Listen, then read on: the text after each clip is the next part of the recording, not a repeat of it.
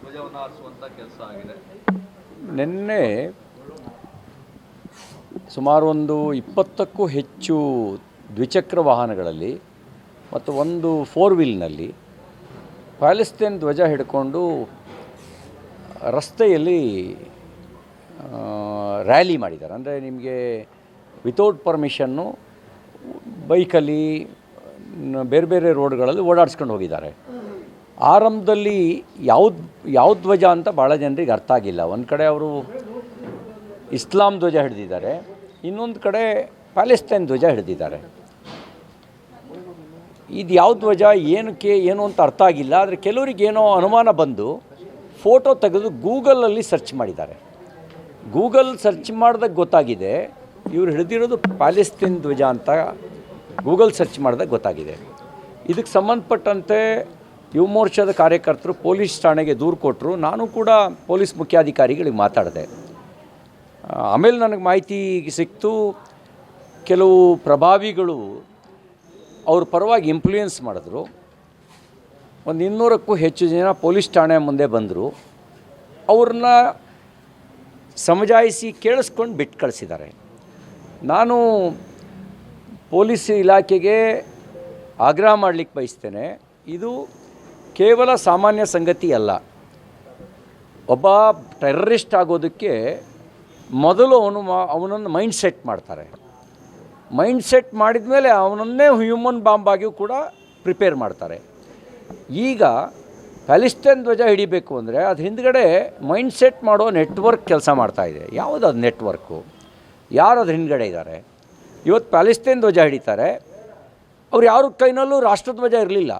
ಇದ್ದಿದ್ದು ಕೇವಲ ಪ್ಯಾಲೆಸ್ತೈನ್ ಧ್ವಜ ಮತ್ತು ಇಸ್ಲಾಮಿನ್ ಧ್ವಜ.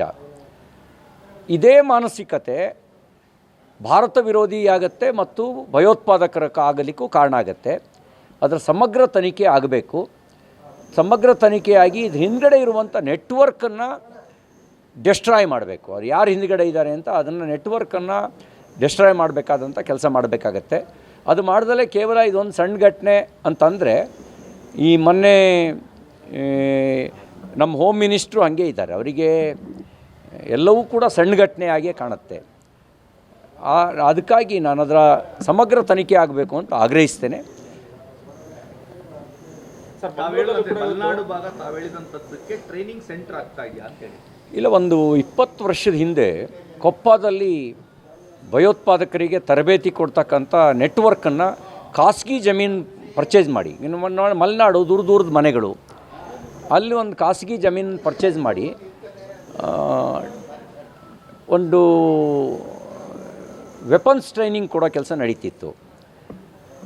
ಅಲ್ಲೊಂದು ಅಜ್ಜಿಗೆ ಈ ಟ್ರೈನಿಂಗ್ ಕೊಡೋ ಸಂದರ್ಭದಲ್ಲಿ ಅವರೆಲ್ಲೋ ನಡ್ಕೊಂಡು ಹೋಗ್ತಿದ್ದರಿಗೆ ಗುಂಡು ಬಡ್ದು ಅದರ ಹಿನ್ನೆಲೆ ಕೆದಕೊಂಡು ಹೋದಾಗ ಆವಾಗಲೂ ಕೂಡ ನಮ್ಮ ಬಜರಂಗದ ಕಾರ್ಯಕರ್ತರೇ ಅನುಮಾನಾಸ್ಪದ ಕಾರಣಕ್ಕೋಸ್ಕರ ದೂರು ಕೊಟ್ಟಿದ್ದು. ಫಸ್ಟ್ ಅಂದ್ಕೊಂಡ್ರು ಎಲ್ಲೋ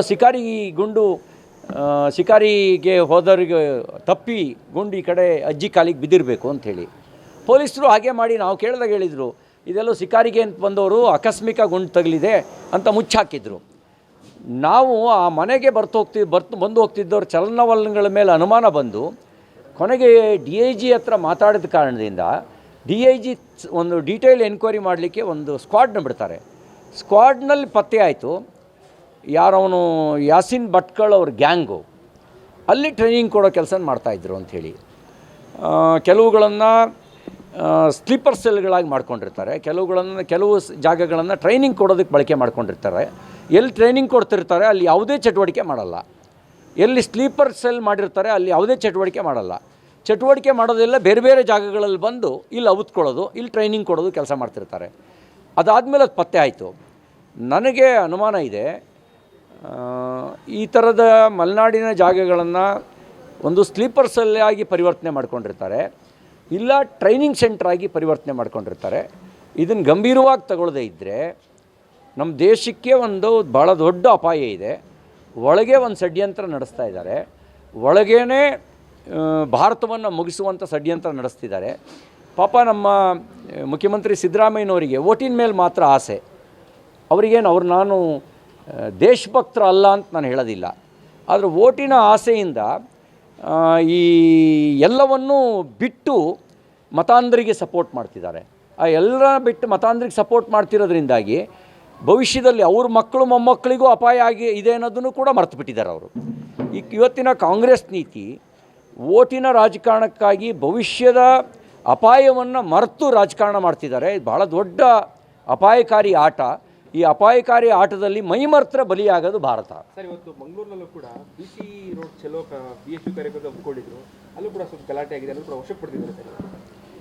ನನಗೆ ಅದರದ್ದು ಮಾಹಿತಿ ಇಲ್ಲ. ನಾಗಮಂಗಲದಲ್ಲಿ PFI ಸಂಬಂಧಿತ ಕೇರಳ ಮೂಲದವರು ಅಲ್ಲಿ ಬಂಧಿತರಾಗಿದ್ದಾರೆ ಅನ್ನೋದು ಸುದ್ದಿ ನನಗೆ ಮುಂಚೆನೇ ಅನಿಸಿತ್ತು. ಮಂಡ್ಯ ಜಿಲ್ಲೆ 90% ಹಿಂದೂಗಳಿರುವಂಥ ಒಂದು ಜಿಲ್ಲೆ, 90% ಹಿಂದೂಗಳಿರುವಂಥ ಜಿಲ್ಲೆ. ಸ್ವಭಾವದಲ್ಲೇ ನೀನು ಅಂದರೆ ನಿಮ್ಮಪ್ಪ ಅನ್ನುವಂಥ ಸ್ವಭಾವ ಇದೆ. ಅಂಥ ಸ್ವಭಾವ ಇರುವಂಥ ಒಂದು ಜಿಲ್ಲೆನಲ್ಲಿ ಏಕಾಏಕಿ ಹೇಗೆ ಗಲಭೆ ಆಗೋಕ್ಕೆ ಸಾಧ್ಯ ಅಂತ ನನಗೆ ಅನುಮಾನ ಕಾಡೋಕ್ಕೆ ಶುರುವಾಗಿತ್ತು. ನನ್ನ ಅನುಮಾನ ಸತ್ಯ ಆಗಿದೆ. ಅಲ್ಲಿ ಪೂರ್ವಯೋಜಿತ ಸಿದ್ಧತೆ ನಡೆಸಿಯೇ ನಷ್ಟ ಉಂಟು ಮಾಡಬೇಕು ಅನ್ನುವಂಥ ಜೊತೆಗೆ ಆತ್ಮವಿಶ್ವಾಸವನ್ನು ಕುಗ್ಗಿಸ್ಬೇಕು, ಭಯ ನಿರ್ಮಾಣ ಮಾಡಬೇಕು ಅನ್ನೋ ಕಾರಣದಿಂದಲೂ ಕೂಡ ಗಲಭೆ ಎಬ್ಬಿಸಿದ್ದಾರೆ. ಇಲ್ಲಾಂದರೆ ಅದು ನಾಗಮಂಗಲ ಮೈಸೂರು ಮಂಡ್ಯಕ್ಕೆ ಬರುವಂಥ ಹೆದ್ದಾರಿ, ರಾಜ್ಯ ಹೆದ್ದಾರಿನಲ್ಲಿ ಏಕಾಏಕಿ ಪೆಟ್ರೋಲ್ ಬಾಂಬು, ಏಕಾಏಕಿ ಕಲ್ಲು ತೂರಾಟ ನಡೆಸಿ ಕೊನೆಗೆ ಬೆಂಕಿ ಹಾಕ್ತಾರೆ ಅಂತ ಹೇಳಿದ್ರೆ ಇದ್ರ ಹಿಂದುಗಡೆ ಒಂದು ನಮಗೆ ಭಯ ಹುಟ್ಟಿಸೋದು ಹಿಂದೂಗಳಿಗೆ, ಇನ್ನೊಂದು ನಮ್ಮ ಆತ್ಮವಿಶ್ವಾಸವನ್ನು ಕುಗ್ಸೋದು, ಮೂರನೇದು ವೈಯಕ್ತಿಕ ನಷ್ಟ ಉಂಟು ಮಾಡೋದು. ಈ ಮೂರನ್ನೂ ಇಟ್ಕೊಂಡು ಪ್ಲಾನ್ ಮಾಡಿದ್ದಾರೆ. ರಕ್ಷಣೆಗೆ ಬಂದಂಥ ಪೊಲೀಸರೇ ಅಸಹಾಯಕ ಸ್ಥಿತಿಲಿ ಇದ್ದಿದ್ದು, ಹಾಗೆ ಅವ್ರನ್ನ ಅಸಹಾಯಕರಾಗಿ ಮಾಡಿದ್ಯಾರು? ಈಗ ನನಗೊಂದು ವಿಡಿಯೋ ನಾನು ನೋಡಿದೆ, ಅಂಗಲಾಚಿ ಕೇಳ್ತಾ ಇದ್ದಾರೆ, ನೋಡ್ರಿ ಇತ್ತೀಚೆಗೆ ಅಷ್ಟೇ 30-40 ಲಕ್ಷ ಬಂಡವಾಳ ಹಾಕಿದ್ದಾನೆ, ಏನಾರು ಮಾಡಿರಿ ಅಂತ. ಅಲ್ಲೊಂದು 8-10 ಪೊಲೀಸರು ಹೆಲ್ಮೆಟ್ ಹಾಕ್ಕೊಂಡಿದ್ದಾರೆ, ಕೈನಲ್ಲಿ ಗಾರ್ಡ್ ಇಟ್ಕೊಂಡಿದ್ದಾರೆ, ಬಲವಾದ ಲಾಠಿ ಇಟ್ಕೊಂಡಿದ್ದಾರೆ. ಆದರೆ ಪ್ರತಿಕ್ರಿಯೆನೇ ಇಲ್ಲ ಅವ್ರದ್ದು. ಅಷ್ಟು ಹೇಳ್ತಾ ಇದ್ದರೂ ಕೂಡ ಅವರು ಪ್ರತಿಕ್ರಿಯೆ ಇಲ್ದಂಗಿದ್ದಾರೆ ಅಂತ ಹೇಳಿದ್ರೆ ಯಾರೋ ಬಲವಾಗಿ ಅವ್ರ ಮೇಲೆ ಮುಸಲ್ಮಾನರ ಮೇಲೆ ಆಕ್ಷನ್ ತಗೋಬೇಡಿ ಅಂತ ಹೇಳಿರುವ ಸಾಧ್ಯತೆ ಇದೆ. ಆ ಹೇಳಿರುವ ಸಾಧ್ಯತೆ ಕಾರಣಕ್ಕೋಸ್ಕರನೇ ಅವರಲ್ಲಿ ಅಸಹಾಯಕತೆಯನ್ನು ವ್ಯಕ್ತಪಡಿಸಿದ್ದಾರೆ ಅಂತ ನನಗನ್ಸುತ್ತೆ. ಈ ಕಾರಣದಿಂದಲೇ ಇಷ್ಟೆಲ್ಲ 40ಕ್ಕೂ ಹೆಚ್ಚು ಅಂಗಡಿಗಳು ಬೆಂಕಿಗೆ ಆಹುತಿಯಾಗಿ ಧ್ವಂಸವಾಗಿದ್ದರೂ ಕೂಡ, ಗಣೇಶೋತ್ಸವದ ಮೆರವಣಿಗೆ ಮೇಲೆ ಚಪ್ಪಲಿ ತೂರಾಟ ನಡೆಸಿದ್ರೂ ಕೂಡ, ಕಲ್ಲು ತೂರಾಟ ಮಾಡಿ ಪೆಟ್ರೋಲ್ ಬಾಂಬ್ ಹಾಕಿದ್ರೂ ಕೂಡ ನಮ್ಮ ಗೃಹ ಸಚಿವರಿಗೆ ಇದೊಂದು ಸಣ್ಣ ಘಟನೆ ಅಂತ ಅನಿಸಿರೋದು. ನನಗನ್ಸುತ್ತೆ ನಿಮ್ಮಿಂದ ನಮಗೆ ರಕ್ಷಣೆ ಸಿಗುತ್ತೆ ಅನ್ನೋವಂಥ ವಿಶ್ವಾಸ ನಮಗಿಲ್ಲ.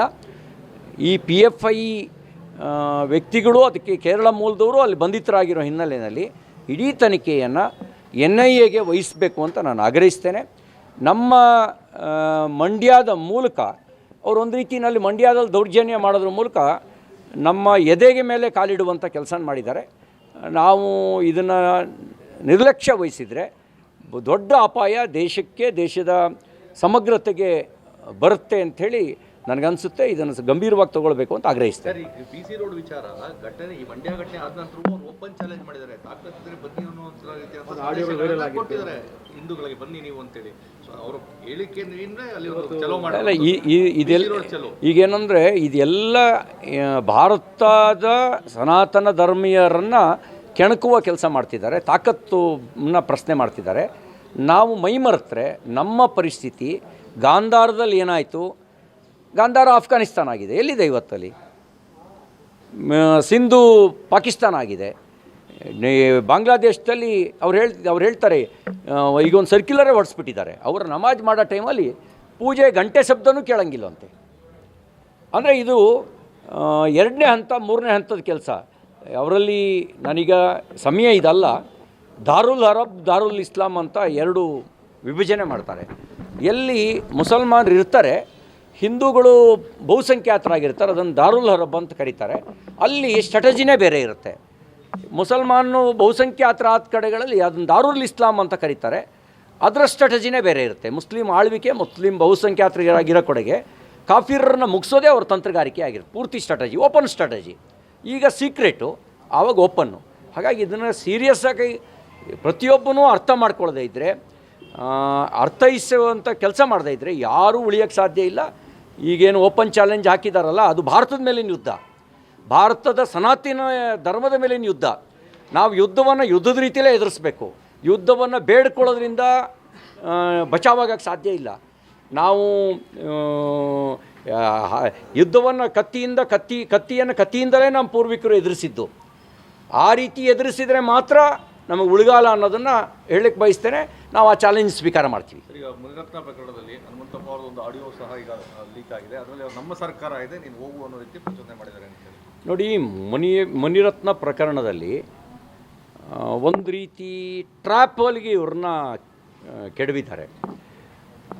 ನಾನು ತನಿಖೆಗೆ ವಿರೋಧ ಮಾಡೋದಿಲ್ಲ, ಆದರೆ ಸರ್ಕಾರದ ತೋರಿಸಿದ ಆತುರ ಇದೆಯಲ್ಲ, ಇದು ಅನುಮಾನಾಸ್ಪದ. ಯಾವ ರೀತಿ ಆತುರ ತೋರಿಸಿದ್ರು ನೋಡಿ. ಚೆನ್ನಾರೆಡ್ಡಿ ಪಾಟೀಲ್ ಮೇಲೆ ಅಟ್ರಾಸಿಟಿ ಕೇಸ್ ರಿಜಿಸ್ಟರ್ ಆಯಿತು, ಇವತ್ತಿನವರೆಗೂ ಬಂಧಿಸಲಿಲ್ಲ.